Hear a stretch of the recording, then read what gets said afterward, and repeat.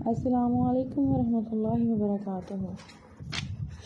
آج کی ہماری ویڈیو جنگ احد کے بارے میں ہے۔ قومی قریش نے دارالنداء میں میٹنگ کر کے 20,000 مسکال لشکر کی تیاری کے لیے جمع کیے اور مکہ سے 4 شخصوں کو اطراف میں گشت کرنے پر مقرر کیے تاکہ وہ لوگوں کو مدینہ منورہ پر حملہ کرنے کے لیے ابھاریں اور کافی تعداد میں لشکر جمع ہو۔ مکہ معظمہ سے لشکر کفار ابو سفیان کی سرداری میں روانہ ہوا۔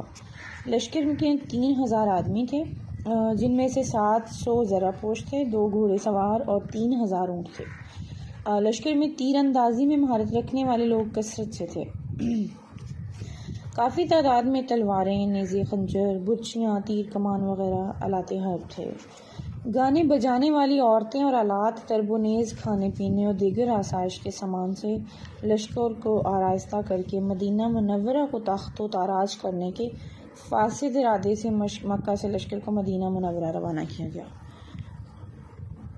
ابو سفیان نے مدینہ منورہ سے 5 میل کے فاصلے پر مقام ذوالحلیفہ پر لشکر کو ٹھہرایا اور وہاں 3 دن قیام کیا۔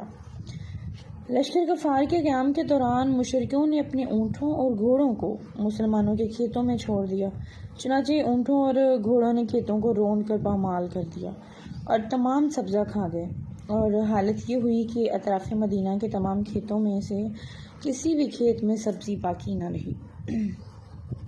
لشکر کفار حملہ کر کے اہل مدینہ کو تخت و تاراج کرنے آ پہنچے۔